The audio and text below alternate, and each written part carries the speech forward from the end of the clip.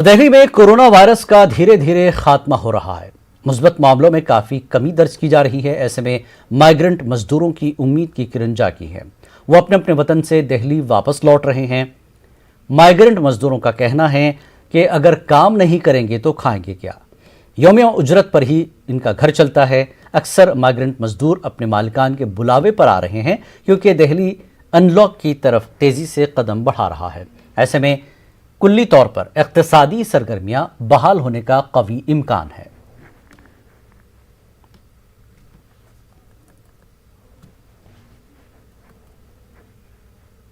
गए थे, काम बंद हो गया था, कुछ घर में दिक्कत परेशानी था, मेरे पास पैसा नहीं था।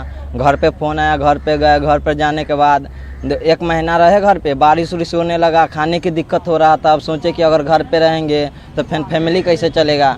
कोई ऐसा होता है कि कभी कभी छोटा फैमिली में होता है कि किसी के पास जो बड़ा फैमिली होता है, जिसके पास 10 से ज़्यादा होता है तो वो मेंटेन कर लेता है। किसी के पास ऐसा स्थिति होता है जो घर में अकेला करने वाला, उसके बहुत हाल होता है बुरी। हमारे साथ हुआ है क्योंकि खाने पीने के लिए दिक्कत हुआ, इसीलिए फिर आपस चले आए। सोचे क्या होता कोरोना थोड़ा कम गया है, अब जाते काम खुल गया, अपना काम पे चलते हैं। अगर नहीं हम लोग काम करेंगे तो खाएंगे कैसे। पेट के लिए निकले हैं, इसलिए खाने पीने की व्यवस्था कम थी, इसलिए निकले हैं। कोरोना ज़्यादा था इसलिए फिर चले गए थे। अब कम गया तो फिर आ रहे अपने गांव से। तो मजदूरी करने आए साहब, पेट पालने के लिए। टीवी में बता रहा है ना कि कोरोना कम हो चुका है, इसलिए दहाड़ी मजदूरी करने आए।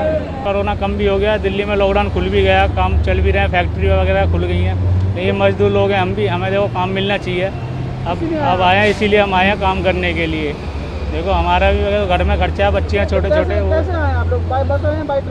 जी हम तो ऐसे ही धक्के खाते, कभी ट्रक में कभी ऑटो में ऐसे ही आए हैं जी। ट्रेन व्रेन चल रही नहीं है, काम नहीं लग रहा है घर पर।